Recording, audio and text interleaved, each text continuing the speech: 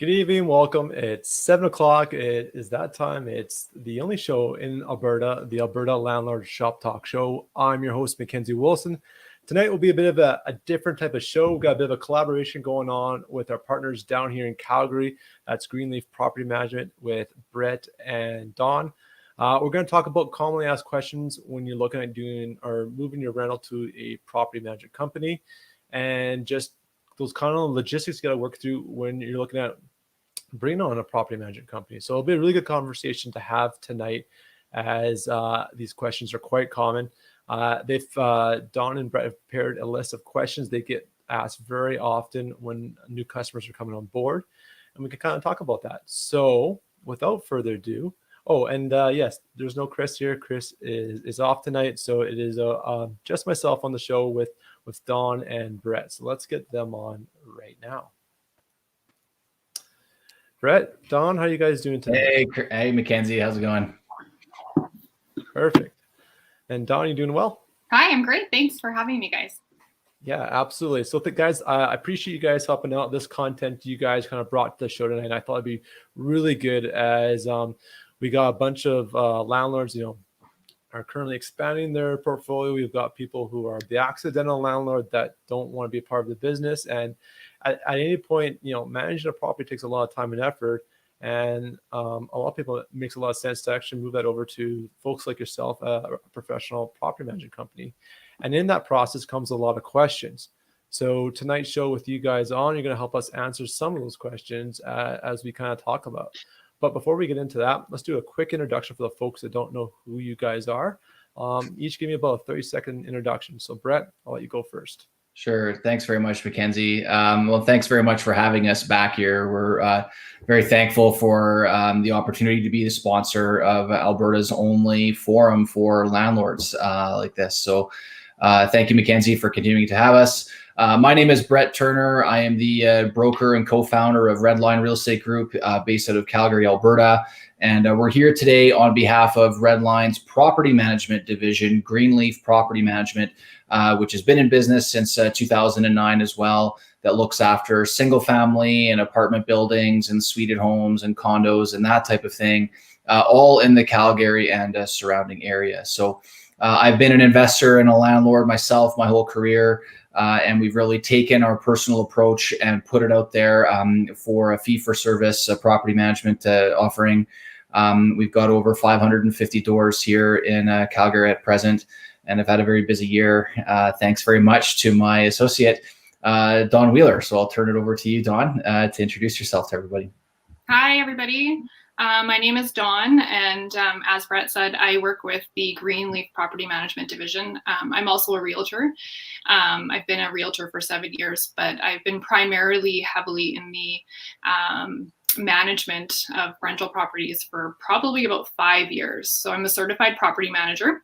I have been a leasing agent for several years, and I'm actually dipping out of that. And I handle more of our portfolios, bringing in new owners to welcome them to our portfolio and help them guide them along the way. So we have a really good team. We have a really good office, and I'm happy to be here to answer any questions.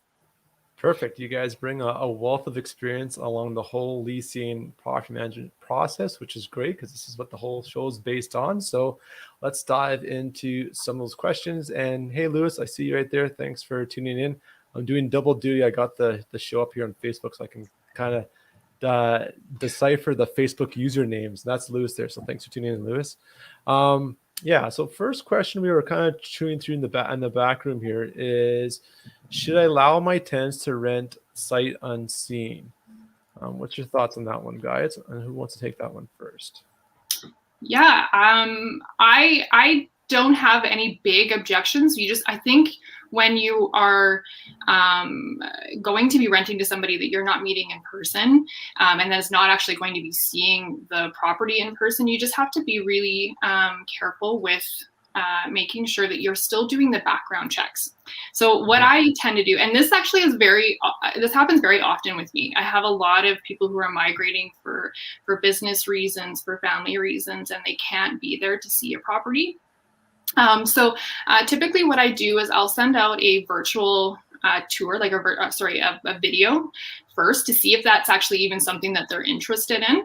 And then I will do a virtual tour and set up an appointment with hopefully a friend, a family member. If they're coming here for employment, maybe they can have an employer do this for them and view the property. I really always like to have somebody sign off on, yes, I think that this person's going to like the property. It has everything that they need. That for me is the due diligence, to not have somebody on move-in day say, this is not what I thought I was getting into, or maybe I need to renegotiate things. And at that point, it's really hard to help them with that. So when you're not meeting a person in person, I think it's really important to still make sure that you're doing credit checks very thoroughly. You are calling their references. If they're coming here for employment, then you should be able to communicate with their employer. Do you find, probably more so, I mean, hopefully as you kind of come out of being in COVID, that do you see more of this scenario where people are trying to move into properties remotely without actually seeing the property first? Is it typically more common now?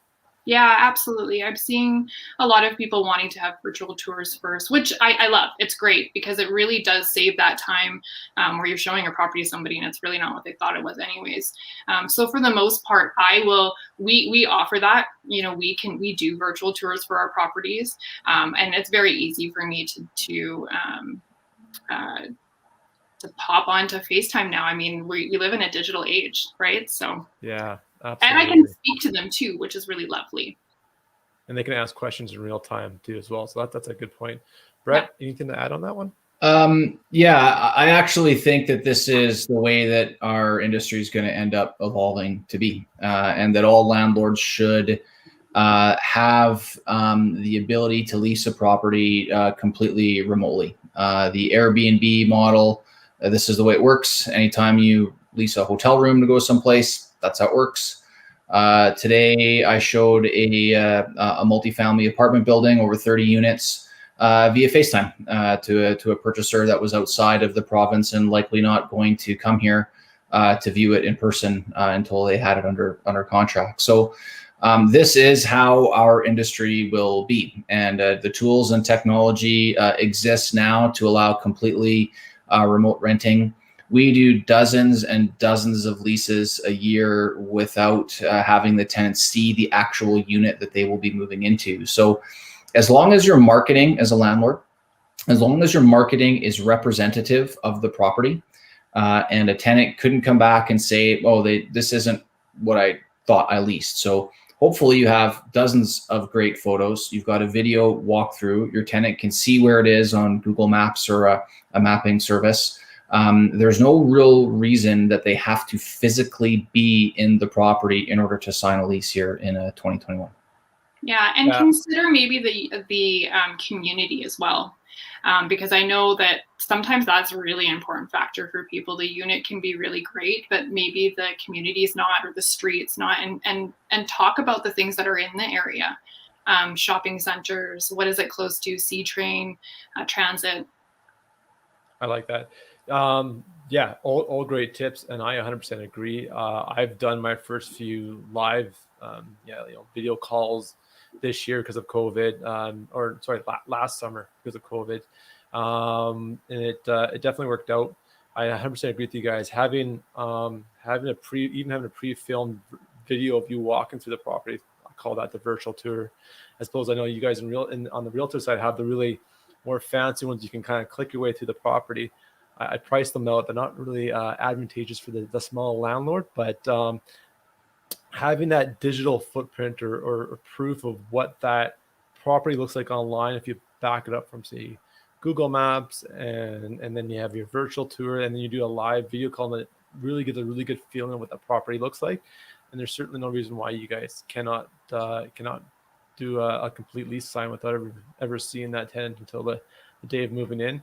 And Don, I really like the point you brought up, where get something in writing, maybe an email trail of someone saying, or them saying off from the virtual tours that they like the property. It's what they're expecting, because it really puts you in behind the eight ball. If it's day of moving in, it's April 1st, and they chose no, and now you're losing rent, right? So if you're doing the virtual thing, probably advantageous to collect some sort of monies up front. So if they get in that position, you're covered financially for that loss until you can backfill that vacancy. Yeah. So, yeah. I've had employers sign off, just a quick pop in to take a look and to see if everything is what it seems, and family members or friends. It's a great tool. Yeah, totally. Awesome. Hey, Gidra, good to see you tuning in tonight. And yeah, and we got a live question already in. I think this is let me just double check here. I believe it's Lewis as well. I don't have that one in here. Oh yeah, there it is. So Lewis asked here, I think it's kind of adding on to what we just talked about. What are the requirements to have you guys to manage a house with a basement suite on it? What is the fine print? Yeah, so Lewis, can you probably expand upon that? Are you talking about like if you're living upstairs, you want someone to manage it for you, or you're just talking about a property management company, a company coming in like Greenleaf to manage a suited house? I think what he's asking is, can we manage properties with basement suites in them, illegal or legal? And in Calgary, we can manage properties like this, and it has been standard practice for property managers in Calgary to manage properties with illegal basement suites for years. Now, Calgary is in a unique circumstance right now because our current city administration is trying to clean up the basement suite landscape here in Calgary at present. So they want to take it from the gray to the black and the white, and so they've created a registry for basement suites in Calgary. And the understanding and I guess the vibe that has been put out from city administration to the property management and real estate sales community is that once the current amnesty period expires, which is at the end of December of this year, the city is going to move from kind of like okay, landlords, legalize your basement suites, please. Let's get this all cleaned up so they're nice and safe for tenants. They're going to completely flip, and they're now going to be saying, if you have not legalized your suite, you can't, and we're going to shut you down because we've given everybody enough time to go and do what they need to do here. They will be looking on Rent Faster for ads for properties that are not on the basement suite registry, and they will be looking to shut those properties down. So at that point, at the end of this year, we won't be able to manage properties that don't have that registry sticker, Luis. So that's how it will work in Alberta, in Calgary. Other municipalities in their bylaw may be a little bit different in Alberta, but in the market that we trade in, that's how it works here. Yeah, I would totally agree that, like, just from my perspective, following the market and listening to the industry insiders, it's going from a complaint action type process right now the city handles to proactively shutting down those illegal suites, because their whole goal with this whole program, they wanted to bring up the safety requirements, because I think there was a Calgary Herald, or a survey was done. There's something between 16 to 18,000 illegal suites back in about 2016, 2017. And they want that. That's a huge liability. It's a big risk for fire safety with fire code. So they want that gone. And the next step to enforce them, once they've given us a break to get our suites up to code, is actively enforcing that bylaw. So I would agree with you, Brett. Yep. That's probably what's coming down the line. Anybody that has a basement suite in Calgary that wants to know more about it, just leave a comment in the thread below, or DM me directly. I know all about it. I've been all over this issue in Calgary for darn near a decade now. So I can get you whatever answer you need or point you in whatever direction you need. But you should be looking at the end of this year as a hard deadline to either have your suite legalized or don't run it as a basement suite anymore at that time. Yeah, and you know what, to add on to what you're saying there, Brett, is if you don't take action, be fully prepared. You're going to lose half of your revenue on that property if that basement suite gets shut down, and you take that kind of cash flow hit. Right. Because it's coming. Okay, fantastic. What we'll do is after the show here, I'll get Brett's contact information pinned up on the group here in the chat as well for you guys to fire those questions on his way. So. Next question, we'll go with this one here, is oh no, we just did that one, sorry. Oh, I didn't copy and paste. It would help if I actually hit Control C. Let's try this one again. There you go. Okay. What are things to think about when my tenant pays a lump sum? So let's take a scenario here where a tenant comes up to you guys, they want to do 6 months or a year lease, and they've got that entire lump sum of rent of 6 to 12 months upfront they want to pay with. A lot of red flags. Stereotypically, I think first thing I think of is drug dealer, and maybe someone who's got some illicit activity going on. But there can also be some gems in the rough here. So how do you guys take a look when this happens? What's your approach? Dawn, I'll throw this one at you first. Yeah, no, I love this question because it does happen, and it's not, it doesn't happen all the time, but there's various reasons why it does happen, and I think that's where the starting point. Why are you wanting to pay a lump sum? And is it for the entire lease? Is it for a portion of the lease? I get some questions, or tenants asking if they can just pay 3 months in advance. I'll come in, I can pay it right away. And then you just say, slow down, hold on a second, let's find out what's going on here. So I like to find out why. Did they come into an inheritance? Did they sell a house? Is that the reason? Are they looking for an interim place to live in between? So that is really important, is to find out why. But I think, and I don't think there's anything wrong with it. I think it's just a matter of finding out why. A lot of people like to get out of their credit reports, and that's why. So they're applying for a property, but they don't want us to check their credit. And so they say, don't worry about it. I have 3 months or an entire year up front. And so that's kind of what I'm seeing a lot of when that does happen. So I just think that it's really important to do your due diligence and always make sure that you're still doing the reference checks and the credit checks and then move forward with it. Yeah, absolutely. Brett, your take on that? Nothing wrong with this. It's great. You're getting prepaid for the rent up front. Now, it's important to note for landlords that money doesn't belong to you, right? It only belongs to you in the month when the tenant is living there. So you actually are holding this money in trust for the future months, the same as you would hold your security deposit in trust. So you need to recognize that you can't go and spend that money, because if you become in default as the landlord for some reason, and this happens, we had a fire in our portfolio here a couple months ago. And we've had floods that have happened, or there's been circumstances where the landlord is in breach. You could not then withhold onto that income. So it needs to stay in a security or in a trust account, the same as your the security deposit would. So all that's happened is the tenant has prepaid this, and there's got to be a story or reason behind it.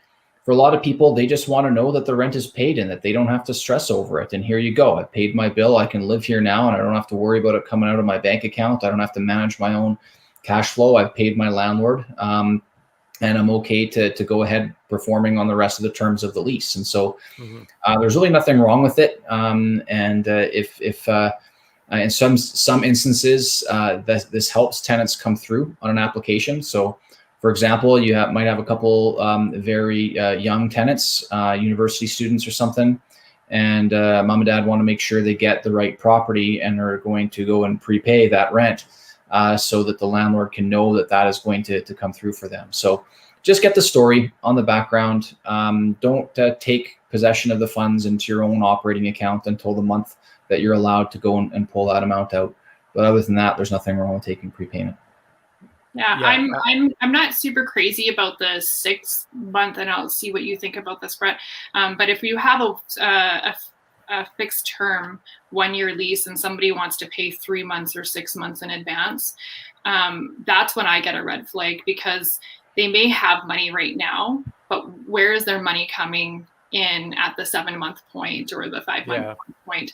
So that's where I think just looking into their employment and their references and their credit report is really important. Yeah, absolutely. And I think when you first kind of brought this conversation, you guys mentioned don't rush into anything. Don't skip your due diligence. I think that's the biggest thing, is you're going to be tempted to, someone will come to you and be like, yeah, here's 6 months of, $6,000, $7,000, $10,000, whatever the rent's going to be of 6 months. And you're like, awesome. And then you don't do the rest of your due diligence, and you find out that's the red flags, that's the drug dealers, that's the illicit activity that comes through. Take the money, do the same due diligence, and don't change your process, because that's where you get fouled up and you get yourself into hot water. Drug dealers don't pay in advance. Mackenzie. They don't. They just Nope. they pay you when they're supposed to pay you, and they pay you on time, and They're they low know key. the rules. They just stay out of your way, right? That's right. Yeah, you don't know your drug dealers in your portfolio. Normally, they're the ones that are not wanting to attract any other attention to themselves. So that's not something that I would be worried about for someone that wants to prepay. Yeah, if somebody comes with a suitcase of cash, you might want to worry. Yeah. Yeah, exactly. No problem, Louise. Just check with the Edmonton bylaw. There's lots of Edmonton landlords that would know that, and I'm sure the situation is similarly well documented in Edmonton. But this is something, the basement suites, I just see, the province and the municipalities are looking to clean this up, and it's not something that's going to go away. Yeah, totally. Gidra asked a question here. What percentage do I have to add when I return a security deposit to the tenant? This is actually a good question. We're technically supposed to pay interest on holding a damage deposit in trust. Brett, I'll throw this one to you. I'm pretty sure you know that. Yeah, actually, kind of put me on the spot here. In practice, we haven't had to do this. We haven't had to pay interest to tenants because interest rates have been so low. And so I actually don't know what the threshold is on that, but I do know that this would be very widespread news across Alberta if interest rates got to the point where we needed to pay tenants. But I don't think we need to right now. But I don't know the answer to that one. I found it online. Do you guys want me to? Yeah, that'd be great. Google's our friend here. Yeah, so I'll zoom in here because I know it's probably a little bit painful for you guys to read, but we haven't done this since, was it 2009? Since January 1st of 2009, we've not changed it. Before that, say 2008 was half of a percentage, right. 0.3. When times were good or better, it was 1.15 and 1.75. That was back in 2001. Right. But there's been no change. It's been at 0% since 2009. So you do have to account for it, but in recent history, it's never been a problem. Thank goodness. I've been doing my job right for 12 years now. So yeah, totally. I would be upset if I did it, that all the tenants that watch your show, Mackenzie, would be calling me up. Where's my money? Yeah, I want my $7.25. I get my. Oh yeah, they'd ask for it for sure. They would. Oh, absolutely. Cool. Awesome. And then we already answered that question. Okay, so let me just grab the next one here. This one. All right. How do I renew my tenants at the end of the lease? So we did go into quite a bit of discussion last week. We had Rob Bonham. He's one of our eviction specialists. He came on the show, and we had a couple of our landlords, and it was a pretty lively debate because my two takes on this. So you can either do a brand new lease every year for paperwork, or some people learn if it's quicker and easier to streamline the process by doing an extension form. What's your guys' take on it? How do you guys handle it as a property management company?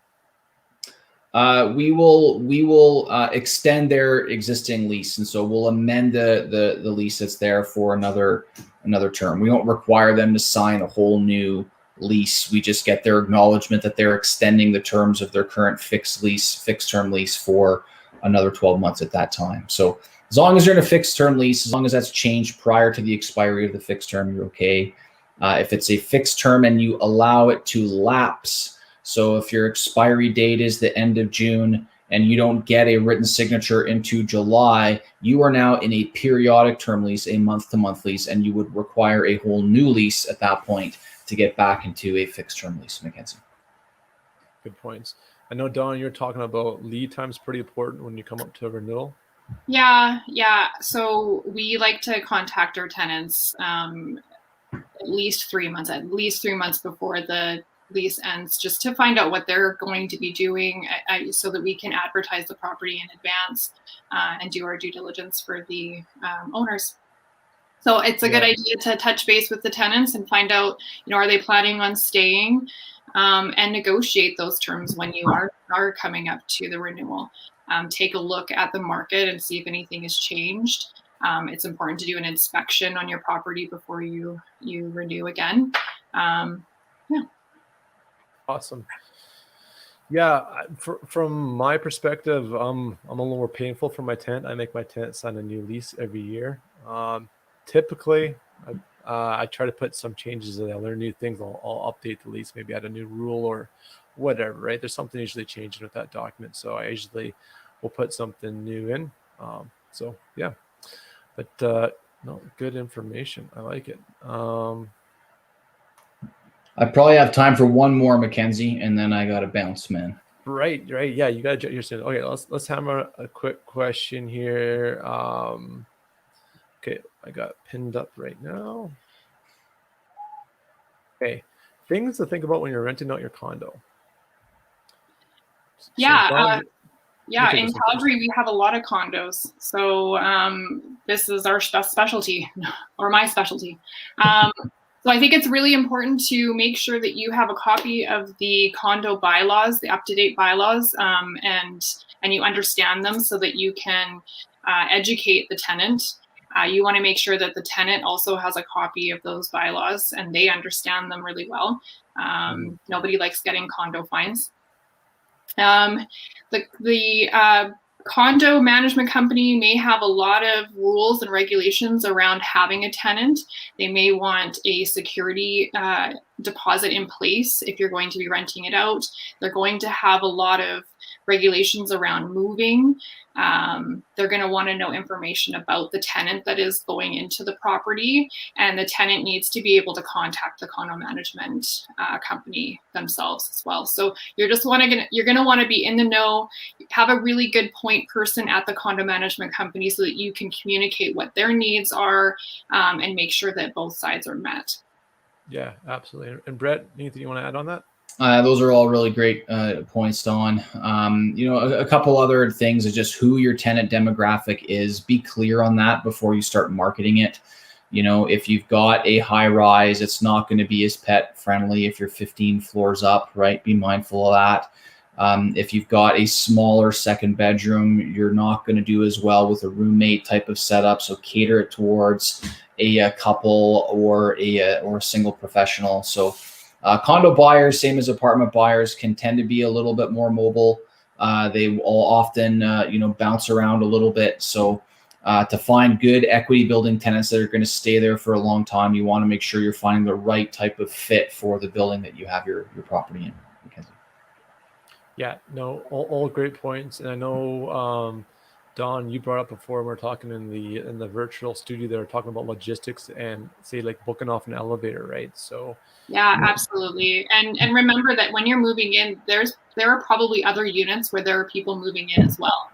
So booking the elevator in time in advance is very crucial to your moving schedule. They also may have deposits. I'm seeing a lot of condo management companies asking for a fee rather than a deposit. You may not get that back. And so it's important to find out who's paying that. Are you going to pay that as an incentive for your tenant, or are you going to want your tenants to pay for that? So make sure that they're aware of these things in advance. Yeah, those are good points.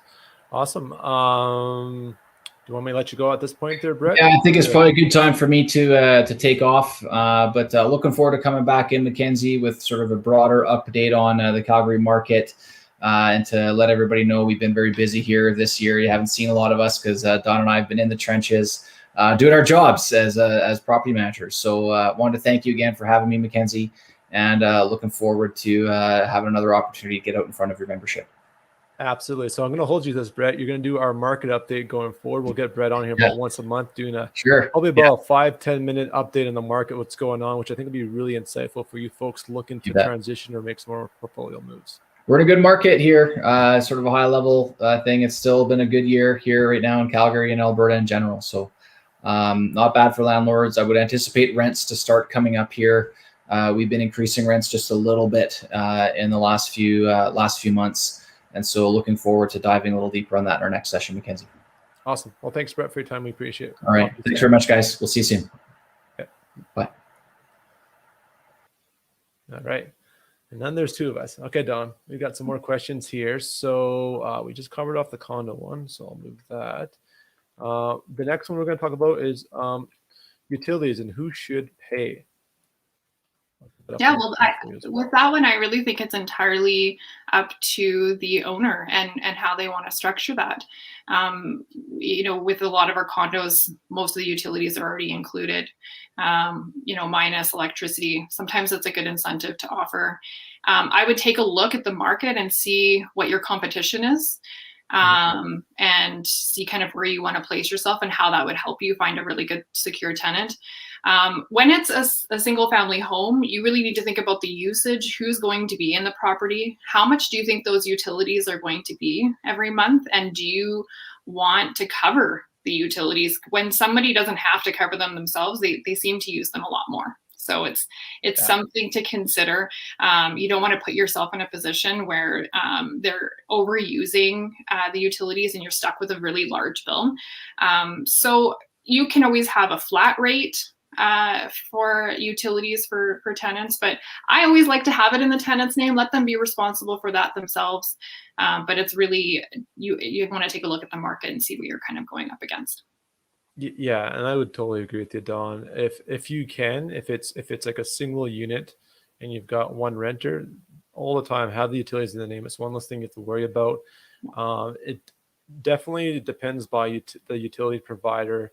If you get notifications of cancellations, that's totally the only thing you want to check in. I'm only with NMAX here in Calgary, so I have to go and log in the account. I usually do it every other. They lag by a month in billing, so I check about every 2 months to make sure I haven't got a balance on my account. If I haven't got a balance on my account, I know the tenant's still paying utilities. There's no problem. Yeah, and something to consider too when your tenant is leaving. You want to check with the utility provider before you give back the deposit, because sometimes they can have, some balance and arrears that you end up having to pay. It gets thrown right over into you. That's a really good point. I mean, just give them a call up, and if NMAX says, yeah, it's a condo where the building's normally $50 a month, and they got $350 of unpaid. 3 months of unpaid. Yeah. And then, you might be in a bit of a trouble. So that's a good way to do some proactive work without getting stuck with the bill. Yeah. Good tip, Dawn. And yeah, the only time I take utilities, I do them on my properties because they're suited. So I've got 1 meter for 2 rental units. I don't want one tenant stop paying or managing the utilities. It just becomes a nightmare, and it avoids fighting too, because he said, she said, they use too much water. They left the door open with heat and all that kind of stuff. And to incentivize them keeping the doors closed and turning off the lights, I have a separate agreement, and in the lease agreement I put where if I see a unusual jump or I see any kind of discrepancy in the utility bills, I give a 30 or 60-day notice, and I charge that back to the tenants. So they know that the bill can come their way if they're not behaving properly with their usage. So yeah, no, that's excellent. So do you have them pay a flat rate for an upper and a lower? Yeah, I have a flat rate. Exactly. So I have a flat rate for upper, for lower. And I guess another thing too to think about, you got me thinking here, Dawn, is definitely in a house. If it's just one house and 1 meter all day long, put towards the tenants, because let them take care of it. Is if you've got, like, I have 3 bedrooms up and 2 bedrooms down. So I take into consideration how many people will be living at the property, because that's more showers and generally more utility usage too. So I try to keep that in mind as well. Yeah, exactly. Yeah. That's really great. We are flying through our questions here, so I'm going to take some of the ones that we haven't off your list that we didn't really talk about. So I'm going to surprise you with one here. It says, you've got one here. What do I have to do between tenancies? So I'm just going to get this question posted up on the screen for you. So tenant turnover, one tenant's moving out. We got a new tenant moving in. You get this question, a landlord's asking you, what do you have to do? Yeah. So, of course, we always change the locks. If you have a lot of doors, you can have a master system and, rearrange all of your locks. If you have a couple properties, you could just swap the locks sometimes. But anyways, changing the locks is one of the most important pieces, I think. And then, after you have cleared out the security deposit, you've done the improvements, repairs that, had to do with that particular tenant, you want to go in and make sure that you have any extra improvements that you need to do to attract the right tenant. If you don't already have somebody that's going to be moving in, you need to make sure that everything meets the health and safety standards in your area. So, your smoke detectors, you're going to want to check those, carbon monoxide, make sure that everything is in working order. Checking your appliances, of course, windows, doors. Yeah, and I like you did, because you're going to probably catch that anyways on the move-in inspection, but it's nice to know in advance what needs to be done. So if it does take some lead time to get fixed, and you've already looked at it on your tenancy turnover, you can say, hey, Mr. Tenant, I know that the stove top left grill or burner is not working. It's on order. I'm expecting it next Thursday. We'll make note of that in the move-in inspection. Yeah. Yeah, there's another point I was going to go on this too. I wanted to add what you were saying. Making sure that everything meets the health standards, improvements. Yeah, like the property is yeah, for sure, showroom ready. And if it comes back to me, I'll bring it up. It's okay, no worries. It was good. It was in my head and it was gone. Yeah, so all good. It's Wednesday, right? It feels like Monday. Totally. So this one kind of leads into this. That question leads into this question: things to think about when conducting the move-in inspection. Yeah, so we're really thorough with both move-in and move-out inspection. Sorry, I need some water. Yeah, and I'll take this as you get some water. Is documentation is so critical at this stage, because it gives you the ability to take away from a damage deposit. If you don't got a move-in inspection, you can't actually deduct it from damage deposit. Yeah, so everything that you're doing upon the move-in is your reference point. So this is what you're going to be comparing any damages or deficiencies when you're moving the tenant out. So that's the lens that you need to be looking at when you're moving somebody in. So we really like to use everything is backed up with a photo. So, I have worked for other organizations and everything was a paper inspection, and they're perfectly fine if you're really thorough with them. I always found there was never enough room to write everything. It's really hard to decipher what a section says, a mark on wall, and what exactly is that. So for our move-in inspections, we actually take pictures of everything. So we use an app. We are a big company, so that's that we're able to use a program that breaks down each section of the property into sections and then into line items. And so we're taking photos of the door, the windows, the floor, the wall, and making notes of what we see. So it's really helpful for when we have another agent that's conducting the move out inspection, because sometimes we aren't able to be there. So documenting everything, making note of things, any improvements that you may want to be doing throughout the rest of the year for the tenancy. It may not have anything to do with that particular tenancy, but maybe you're going to want to upgrade the windows and you're noticing that there's some issues there. So budgeting, it helps for your improvements throughout the year.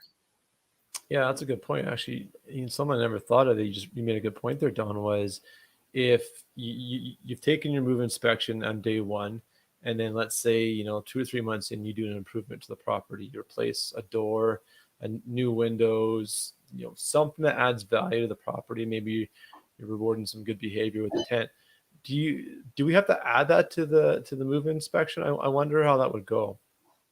I guess if there's communication, you've got documentation that it was done with an invoice at a certain time, that could become part of your move inspection.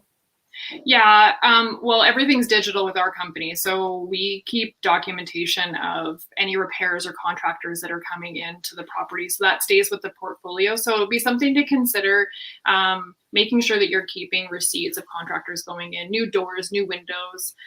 You could absolutely take a picture and add it to that portfolio. We do interim inspections as well. So if something has been improved in between that period of time, when we do another inspection, we note those changes. Right. Yeah. That's a good point. And then I think the key thing definitely here is documentation. 2 takeaways I definitely add is when you take pictures of, say, a scratch or some damage, someone needs context. If they're looking at a picture, they might not be able to tell if it's a 3-inch scratch or a 3-foot scratch. Yeah. So have a ruler, have a something that's distinguishable that I usually use my hand or my foot. That seems to work just fine. So, you know, I'll take a picture of the blemish, and then I will step away from it and take a picture of that particular wall, so I know where exactly that is. And then I'll take another picture with it next to my hand, or if there's a stain on the floor next to my foot. It's a quick and easy little thing to do. Yeah, totally. And so what I do is from a small landlord perspective, I don't have a program to do a nice organization of photos, but I do a paper document to kind of do a nice little quick summary. I make my tenant fill it out, and then I'm running a GoPro camera and I'm filming it now. And then I do take pictures as well. So, and I always make sure I accidentally swing the camera this way. Also, oh, sorry, Mr. Tenant, got you on film. So then if they ever say they dispute in the future, oh, you know, that inspection was there, I wasn't there, I didn't sign that. Well, I have you on film walking through the house with me for half an hour. So no, that's super great. And like I said, I have worked at other organizations that just used paper inspections, which is fine. We still did take photos of just those particular items. So that's fine too. So if you want to cover yourself and you're only using paper inspections, make sure that you're really thorough with it. And then just take a picture of those specific damaged items or noted items. You don't have to take pictures of everything. And then keep it in a good file on your computer, back it up so that you have it. You can also share that with the tenant. So make sure that you're backing up your communication with them, documenting and saying, I sent these to you. Thank you. Let me know if there's anything else that you would like to note. We always give our tenants a little bit of time to move in and use all of the appliances and kind of really settle into the property, because they can sometimes find things that we don't see, of course. So I allow them to take a picture of something that they note and send it in an email to me. So we have that documentation and we're adding it to that portfolio. Oh, I'm so glad you brought that up. Yeah, that's something I actually picked up when I rented out. The property management company gave me an extra week to say, hey, in the next week, if something that we miss, send me an email with a picture, document it, and we'll add it to your file and add it to the inspection report. And I was like, oh, that's brilliant, because I didn't feel pressure on the spot to have to spot everything perfectly. So I knew I was protected. I had time to be going through oh, you know what? This baseboard in the bathroom's got water damage. So that's actually exactly what it was. I took a picture and I emailed it after the fact, and they just added it in. So that's what I do now with my tenants too. I say, by the way, today we're going to try to capture everything, but you know, if you find something that is of concern, no rush. I'll give you the whole next week. You can continually add into this movement inspection. So we make sure it is clear, concise, and it covers everything that you're concerned about. Well, and especially for somebody who has multiple properties, sometimes I can do 6 to 8 move-in inspections in a day. And so what I try to do is I plan my inspections prior to the tenants arriving. So I've completed the inspection before they come. I tend to not like having somebody, standing over my shoulder and shadowing me throughout the entire inspection. Sometimes that can be a little bit intimidating and you end up, missing something. So I like to come prior, complete my inspection, and then when they arrive, kind of do a walkthrough of the things that I've noted that are substantial, and then tell them that they don't need to worry. They have that 5 days or a 1 week grace period to come in and move in and really settle in and look around. And they may see something that I don't see and send it all in to me, and it's not a problem.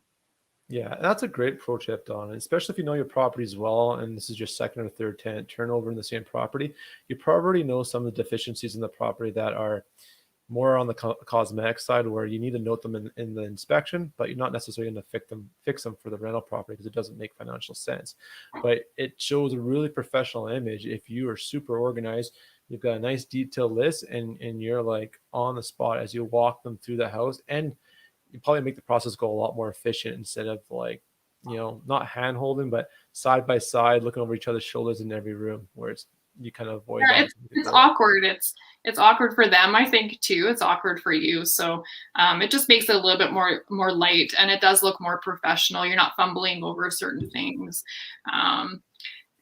I come, this doesn't have anything to do with the protection part, but we come with a welcome basket, and that really kind of makes it easy. We have all of our contact information in there, a little bit of, some snacks and move-in stuff, and that lightens it as well. And so you want to build a good rapport and a good relationship with your tenant. You don't want to make it feel like you're pointing out every single little thing, and that's what they're going to look for when you're moving them out as well, what they can expect. So I'm going to segue because I see this question come up, and I'm always curious. I'm always asking people what they put in their welcome basket. So what do you guys put in your welcome basket? Do you mind sharing some of your tidbits and what? Yeah, sure. Yeah, we're fun. I think we put some Starburst in there.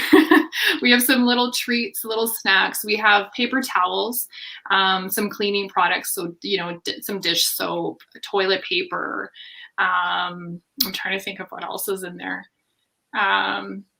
Dishwasher tablet. Just think about moving into a place and just those little things that you're like, oh my gosh, I don't have this. That's kind of what we try to throw in there. And then we have like a handwritten card. I'll sign it, welcome to our family. And then we have a contact form just so that they know who to contact at the office. They can still get a hold of me. What happens if they need any repairs done or there's an emergency? It's just a really good check for balances. And you've created a relationship with them. So I like it. It makes me feel good. I like that. That's very cool. Sweet. So actually, Lewis just chimed into the question here. So I'm going to throw this back on the screen. What is your experience with dogs and hardwood when it comes to scratching it? How do you go about it on the move out inspection? Yeah, this is a complicated one, and it's one that you want to hopefully try to avoid. If we're talking about real hardwood, which is never ideal for a rental property. No. It's tough. It's really tough. So you have to have really good contractors that you work with, that you know and trust, that can help you with repairs. And you only have that 30-day window to do a repair, and it depends on how big the scratches are. So I think with this, it's more about the due diligence in advance. Do you want to have a dog in your property? Are you collecting a pet fee or deposit? And you really have to be okay with a little bit of wear and tear from an animal, unfortunately. So and it's really tough. Like, is this wear and tear, or is this a dog chewing or scratching a corner of a hardwood floor? So yeah, totally. Yeah. I mean, if you've got chew marks, and they've taken off the paint on baseboards and flooring, that I'd say is negligence. That's something you can go back on the tenant for.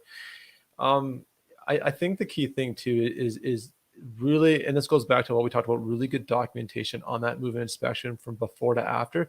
So you can clearly contrast that this room had, out of 1,000 square feet of 4 bedrooms and a bungalow, you had maybe 3 things noted for a move inspection. And now on the move out, every room's got claw marks going in and out the doors, just like that. Mm-hmm. If it goes to the RTDRS, it's going to be completely up to that arbitrator or that hearing officer. Some might give you 100% damage. Some might only give you 30%, maybe 50, or somewhere in the middle. So, we can't really give you that black and white kind of answer. But certainly, if the documentation is your biggest kind of preventer, and then, like you said, do you want a dog in the property? I mean, I know as a property management company, Don, you guys can't pick and choose the finishings of a rental property. You get the landlord, the owner says, this is my property, rent it out. And it could be one they lived in. It does have, unfortunately, really nice finishings, right? So then maybe, make it a no pet or non-pet friendly property, because again, like you said, you want the right demographic of a tenant in a property that hopefully doesn't damage the finishings of the property. We're really, really high on just communication and documentation. So it's really important that, you're communicating information to your tenants about the expectations, and you're communicating with the owner, because we're the middle person about what their expectations are. So if you're managing your own property, you really need to think about what kind of animal you want to have in your property if you're allowing it to be a pet property, which, it has become quite popular these days. So if you have a larger dog in there, you're probably going to see some wear and tear from the animals. So consider those things. That's why you put those pet fees or deposits in place.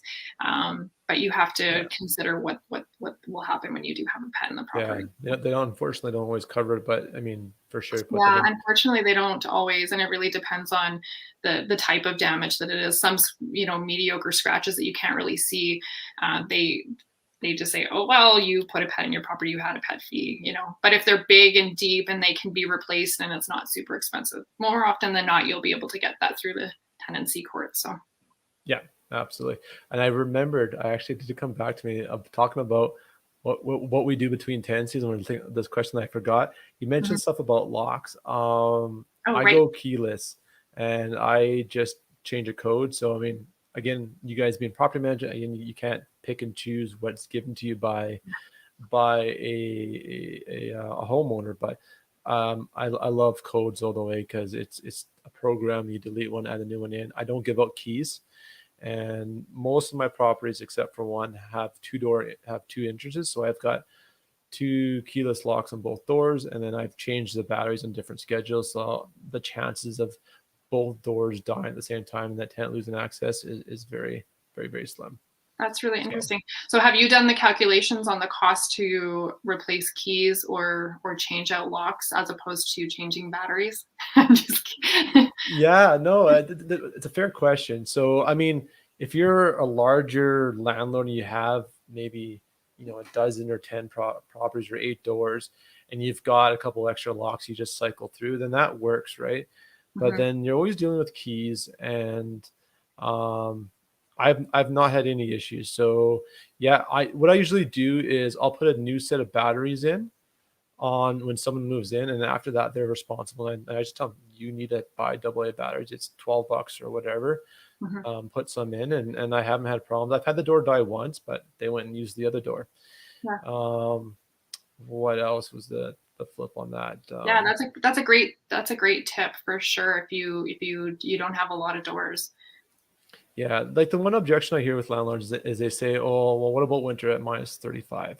And the specific door I use is Slodge smart locks. You don't have to use a smart one, but I do use the Slodge keyless smart lock. And it's 2 pieces. The keypad's obviously on the outside, and that's the -35. But the components that run the door and the biggest thing is the battery power. Batteries, as it gets colder and colder out, batteries don't work well, especially in minus sub 30 temperatures. And so I had the same door lock on a garage that wasn't heated, and yeah, it quit working at -30 or 35. It wasn't the lock's fault. It's because the batteries can provide enough power at that colder temperature, and that's going to be with any brand out there. It won't matter who you pick. If it's on a heated, if the lock's installed on a door that's got a heated interior, it's going to run. I've never had any problems at any of the temperatures. So that's great. And I hate carrying keys, so I have a little cheat sheet, and you can program extra codes too. So if I have to, the nice thing about the locks too is if I have an unexpected trade have to come in and I'm out of town or something like that, I'll look up on my phone. I have about 3 to 4 temporary codes installed.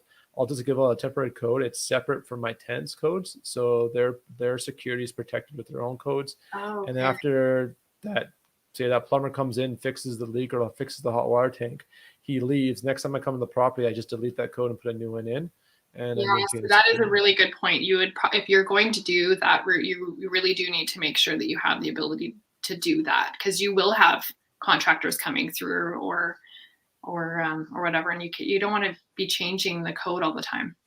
So for you guys as a property management company, how do you guys manage trades coming in? Do you guys obviously, I know you guys have a trades list, so you've got your go-to trades you probably have better rates at because of the volume you can kind of keep these trades busy with. Do they get provided a key to the property? Do you guys keep a lockbox on the property? Yeah, we do a bit of both. We don't really use the lock boxes as much anymore unless we've just taken on a property. We haven't put them on our master system. We'll put a lock box out for the photographer, whatever trades that need to go in. But once we take over a property, we'll put them on our master lock, and our contractors will just come into the office to obtain that master key. Okay. And then do the business and bring it back in. Yeah. Perfect. Yeah, sweet. Cool. Well, we're 2 minutes to the end of the show here. We could take one more question. Was there anything you kind of want to add in as we kind of went through this stuff, Don, that kind of came to mind as we have taken some of these questions? No, I think the overall feel from all of this is just to make sure that you're slowing down and doing your due diligence and working with your systems. Always just keep your systems in place, and I think you're going to be good. Cool. I'm gonna swing one question here because Sure. I kind of want to ask this question off your list as well. So Okay. we'll do one more and then we'll wrap up the show and thank everyone. And that was Lou saying thanks, by the way. Any tips or tricks on saving money for repairs? So I know obviously with you guys have that amount of work coming in that you can deal at scale and get some discounts with providers. Mm-hmm. Is there anything just over your years of experience you can help save people money on for some certain repairs or tricks you can do? Yeah, so it's a little bit trickier for us because we're a bigger company. Like you said, we can save money on contractors because we use them quite frequently. So when you're not in the position to be able to work with a contractor where you can start to create little deals with them and discounts, I think if you have more than one property, start buying in bulk. Make sure that all of your what's the word I'm looking for? Like faucets and lights and things like that are of the same brand. You can buy them in bulk. So when you're replacing them, it's just the same product around. You want to not get stainless steel appliances, in my opinion. I think you want to make sure that you have something that has longevity, isn't going to show marks over time. It's easy to clean. Yeah. I think I have seen a lot of investors do this with multiple properties where they're buying the same fixtures. You see them in every single property. You have it documented in your portfolio. You know exactly what to get when you go to Home Depot if you have to replace something. So I think that's a really good tip, is just to make sure that everything is kind of congruent. Totally. And I want to add on that same thing. It's exactly what you said, same paint codes throughout all your properties. So you're not guessing and finding that 1/2 gallon full bucket of paint to do that one room because it's some weird odd color. I'm halfway through that. So, I mean, I've got one of my properties I've got standardized now. And when the next property eventually comes, since we did purchase it recently, comes up, I'm going to be switching to the same color as well. And they'll have one color throughout. Yeah. One thing I started doing is I've gone through on Amazon. I bought adapters to change some of the light fixtures to that standard screw-in bulb size, because that's the cheapest bulb out there. There's a screw-in bulb that's LED or whatever else. But when they have like those prong ends or there's certain different types of bulbs, it can get really expensive to replace. So, I mean, obviously it depends on the type of light you have, but if you're lucky enough, you can throw an adapter and get to the twist, normal, very standard size bulb, you'll save a bunch of money on bulb replacements right there. And like you said, same fixtures. If one fixture breaks, can you replace it the next, or, what was the other one I was going to go with too? But streamline and purchase in bulk. Those are good tips for sure. Yeah. And having low maintenance yards, just considering what you may have to replace. I'm not a fan of blinds in properties. They're really expensive. They're easy to break. Having just really simple drapes, sometimes that's a really great idea. Yeah, for sure. And you can get blinds or cheap blind lookalikes from IKEA. So there's always an option as well. Yeah. Okay. So, yeah, it's keeping the cost down on repairs for sure. So, and like I said, like stainless steel does look nice for sure, but it's a lot easier to wipe out clean a black fridge or a white fridge, and that's what I have. So, well, and maintenance, keep on top of your maintenance as best as you can. So maybe have a reminder set to check on certain things when you're doing your inspections, and just kind of keep ahead of things that that are probably going to wear down or need to be repaired, or exactly. Awesome. I think that's a great note to wrap up. Don, thank you so much for coming on the show. If folks want to get a hold of you with some questions, or they're interested in pursuing some property management, how can they get a hold of you? Yeah, so they can definitely tag me in anything like on your site for sure, because I'm always kind of taking a little peek at that. But they can also email me at dawn@greenleafpm.ca. And I'm very Googleable because I'm a realtor as well, but my phone number is 403-919-0326, and I take texts and calls. So that's Awesome. fine. Yeah. Definitely appreciate it. So, folks, thanks for tuning in. Again, if you guys got questions, reach out to Dawn. Both Dawn and Brett are also in the Facebook group, so feel free to ping them with questions or post a question up. We'll tag them in there if it's property management related. They're a wealth of information, and we'll get Brett on some regular basis. I'm going to hold it to him now, doing some market updates, because it's always kind of interesting to see what rents are at and how the resale market is doing as well. Because I know a lot of you people have had questions about, should I sell now? When should I sell? What should I charge for rent? So having that monthly market update is definitely going to be useful. So at that note, we'll end the show, and thanks for tuning in. It's the only show dedicated to landlording in Alberta, the Alberta Landlord Shoptalk show. I'm your host, Mackenzie Wilson. Alongside me, my new co-host to this side, Don Wheeler over at Greenleaf Property Management, because Chris was away on assignment this week. We'll see you guys next week, and have a great one.